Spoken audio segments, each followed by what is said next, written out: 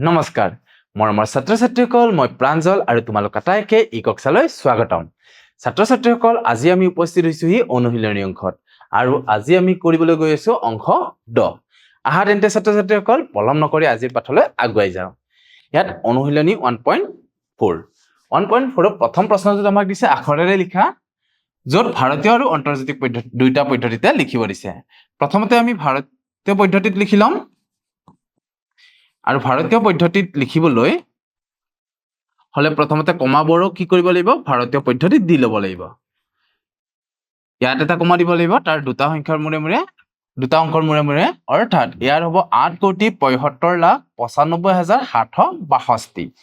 গতিকে আমি আখৰেৰে ইয়াক কেনে ধৰণে লিখিম 8,75,000,000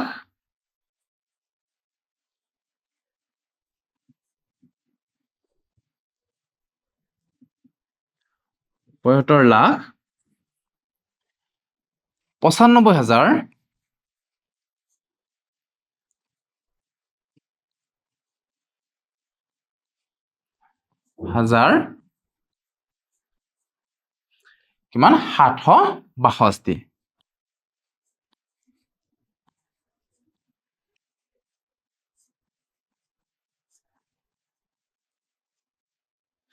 তো তেনে ধৰণে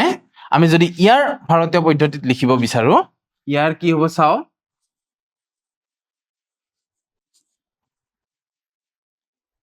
ভাৰতীয় পদ্ধতিত এই সংখ্যাটোৰ ভাৰতীয় পদ্ধতিত আখৰেৰে কেনেকৈ লিখিম তিনিটা অংকৰ আগত কমা এটা দিম তাৰপিছত এনে ধৰণে কমা দিম 4,80,49,831 আমি লিখিম 4,80,00,000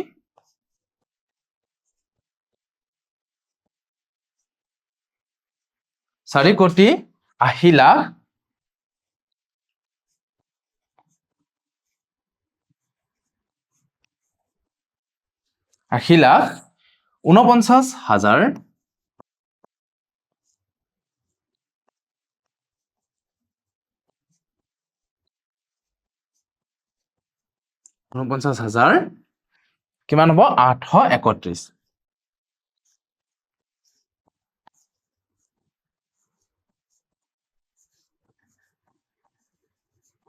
তো এনে ধৰণে আমি ইয়াক লিখিব পাৰো ইয়াত হৈ গল 8,95,762 এতিয়া আমি এইটো আন্তৰ্জাতিক পদ্ধতিত লিখিবৰ কাৰণে এইটো মুছি দিব লাগিব এতিয়া আমি লিখিম আন্তৰ্জাতিক পদ্ধতিত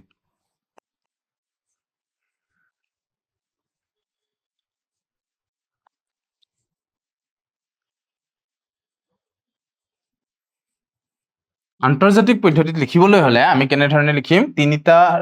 মূৰে মূৰে কমা দিব লাগিব ইয়াতে কি পালো আমি 87,595,762 গতিকে আমি ইয়াত লিখিম 87,595,000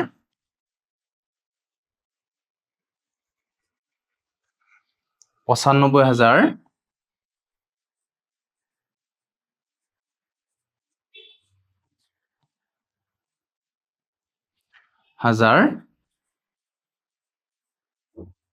595,762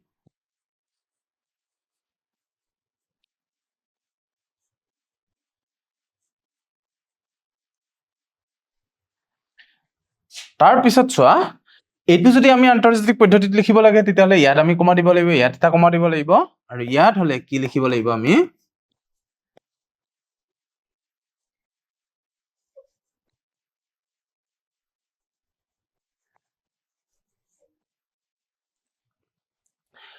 48,49,831 বুলি এটোত আমি লিখিম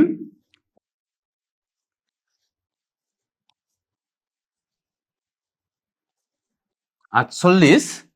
49,831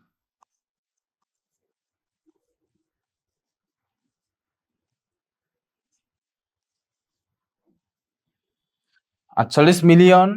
49,000 ইয়াতে তোমালোকে লিখিবা 49,000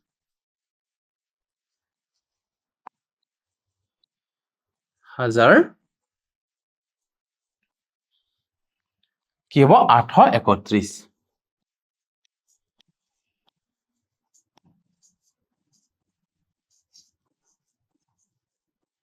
তো এনেধৰণে আমি ইয়াৰ উত্তৰটো দিব পাৰো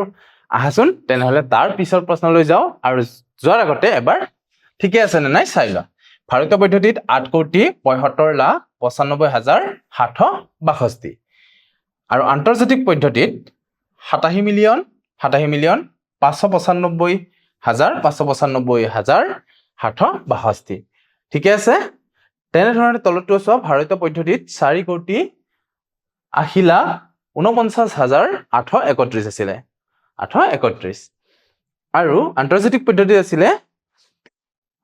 48,49,000 আৰু 831 আৰু শেষত কমাবোৰ আমি কি কৰিব লাগিব মচি দিব লাগিব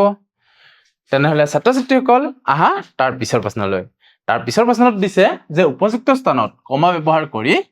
কি কৰিব দিছে ভাৰতীয় আৰু আন্তৰ্জাতিক প্ৰণালীত লিখা এটা যদি আমি ভাৰতীয় পদ্ধতিত লিখিব লাগে বা ভাৰতীয় প্ৰণালীত লিখিব লাগে তেতিয়াহলে আমি ইয়াত কি কৰিম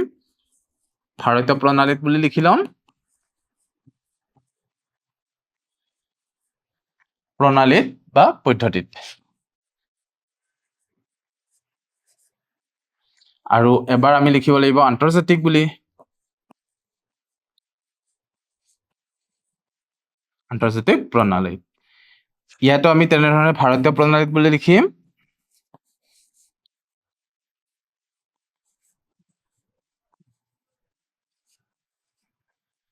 আৰু ইয়াত লিখিম আমি আন্তৰ্জাতিক প্ৰণালীত বুলি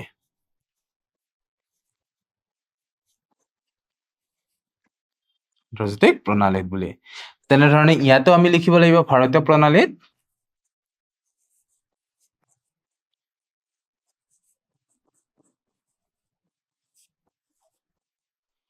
আৰু ইয়াত লিখিব লাগিব আমি আন্তৰ্জাতিক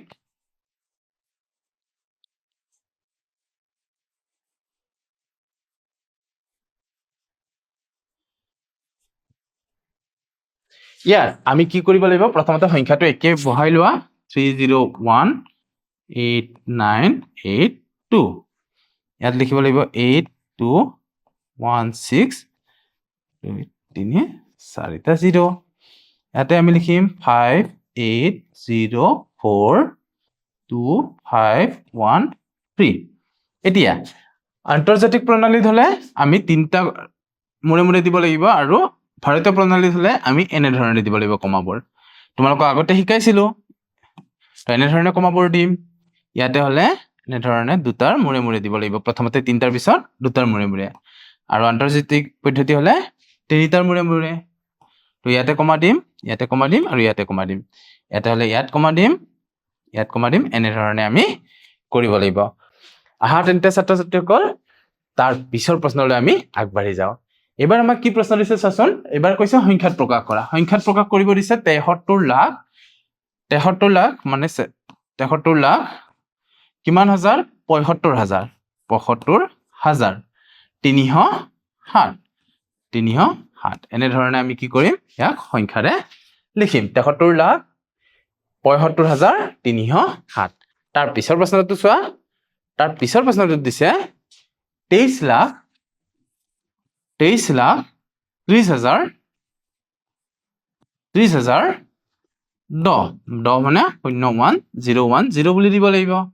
তো ইয়াৰ হৈ গ'ল 23,30,10 তাৰ পিছৰ প্ৰশ্নত চোৱা তাৰ পিছৰ প্ৰশ্ন দিছে যে 6,688,000 6 মিলিয়ন তাৰ পিছত কি হৈছে 688 688 কি হাজাৰ 797 তো এনেধৰণে আমি ক'ব পাৰিম তাৰ পিছত চোৱা তাৰ পিছত কি আছে 1,914,209 1 মিলিয়ন 1 কিমান কৈছে 914 914,000 কিমান কৈছে 209 209 এয়া আছিলে আন্তৰ্জাতিক পদ্ধতিত এনেধৰণে লিখিম 1,914,209 তাৰ পিছৰ প্ৰশ্নটো চোৱা এইবাৰ আমাক দিছে যে 1991 চনত এখন চহৰৰ জনসংখ্যা আছিল 2,35,471 আৰু 2001 চনত ইয়াৰ জনসংখ্যা ইমানজন বৃদ্ধি পালে 2001 চনত চহৰখনৰ জনসংখ্যা কিমান হ'ব অৰ্থাৎ এই সংখ্যাটোৰ লগত কি কৰিব লাগিব আমি এই সংখ্যাটোৰ লগত এই সংখ্যাটো আমি কি কৰিব লাগিব যোগ কৰিব লাগিব আহাচোন যোগ কৰো ইয়াত লিখিব পাৰা 1991 1991 চনত জনসংখ্যা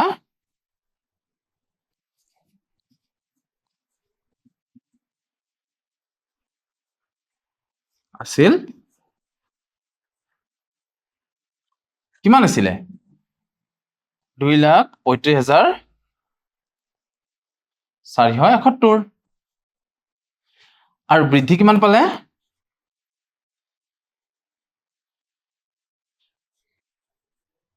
বৃদ্ধি কিমান পালে 72,958 এই দুইটা কি কৰিবা যোগ কৰিবা 8 কে 9 7 পাছে 12 2 হাতে গলে একটো ইয়াতে লিখিলো 1 4 5 5 9 পাছে 14 14 4 হাতে গলে একটো ইয়াতে দিলো 5 2 7 হাতে কিমান হৈ গল 8 আৰু ইয়াতে 3 হাতে 10 10 ৰ শূন্য হাতে গলে 1 আৰু 2 1 কিমান হৈ যাব 3 মানে ইমানখিনি হৈ যাব আৰু ইয়াক যদি কমা দিও 3 লাখ কিমান হ'ব 8,429 হৈ যাব 2001 চনত জনসংখ্যা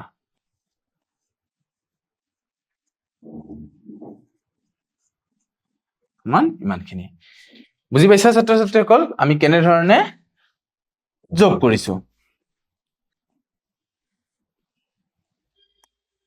আহা তাৰ পিছৰ প্ৰশ্নলৈ ইয়াত চোৱা ইয়াত কি দিয়া আছে তাৰ পিছৰ প্ৰশ্নটোত এবাৰ দিছে যে কোনো এখন ৰাজ্যত 2002 ৰ পৰা 2003 চনত বিক্ৰী হোৱা সাইকেলৰ সংখ্যা আছিল ইমানখিনি আৰু 2003 আৰু 2004 চনত বিক্ৰী হোৱা সাইকেলৰ সংখ্যা আছিল ইমানখিনি কোন বছৰত বেছি সাইকেল বিক্ৰী হৈছিল নিশ্চয় এই সংখ্যাটো ডাঙৰ গতিকে 2003 ৰ পৰা 2004 চনত বেছি সংখ্যক সাইকেল বিক্ৰী হৈছিল আৰু কিমান বেছি হৈছিল তাৰ কাৰণে আমি কি কৰিব লাগিব বিয়োগ কৰিব লাগিব তো ইয়াতে আমি প্ৰথমতে লিখিম 2003-04 চনত বেছি সাইকেল বিক্ৰী হৈছিল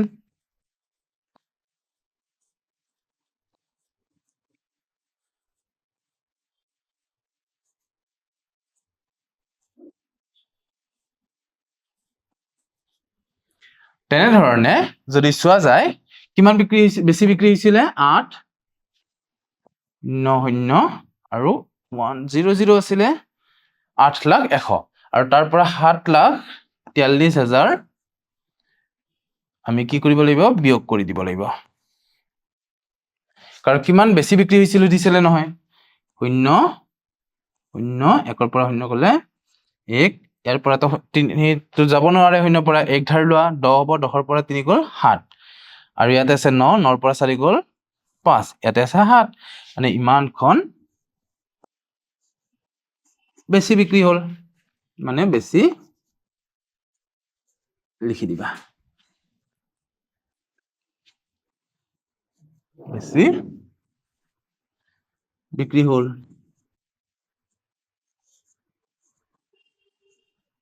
তেনে ধৰণে আমি ইয়াৰ উত্তৰ দিব পাৰো আহা তাৰ পিছৰ প্ৰশ্নলৈ আহা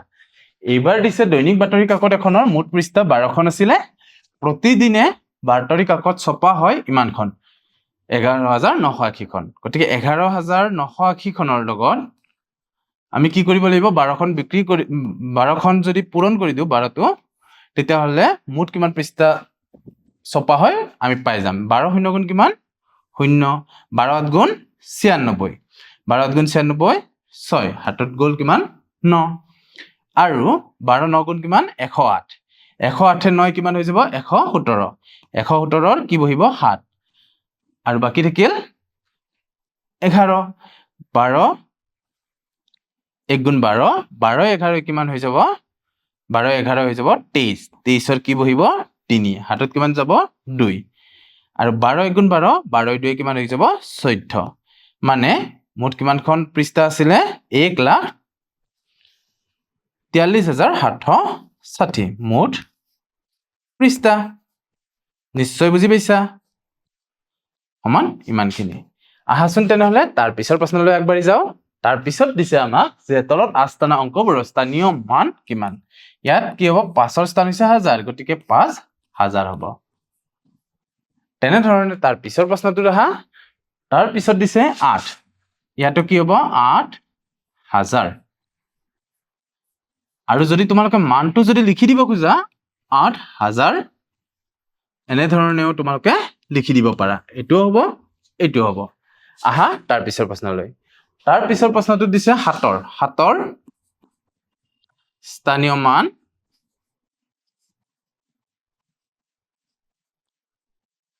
একক দশক শতক হাজাৰ অযুত লাখ নিযুত ইয়াতে তুমি লিখি দিবা 7 নিযুত বুলি বা 7 নিযুতটো তুমি অংকৰেও দেখাই দিব পাৰা তেনেধৰণে শূন্যৰ স্থানীয় মান 0 দশক আৰু 0 দশক মানে কি 0 পূৰণ 10 মানে কিমান হ'ব 0 হ'ব তাৰ পিছৰ প্ৰশ্নটো চোৱা ইয়াত প্ৰথম একটোৰ স্থানীয় মান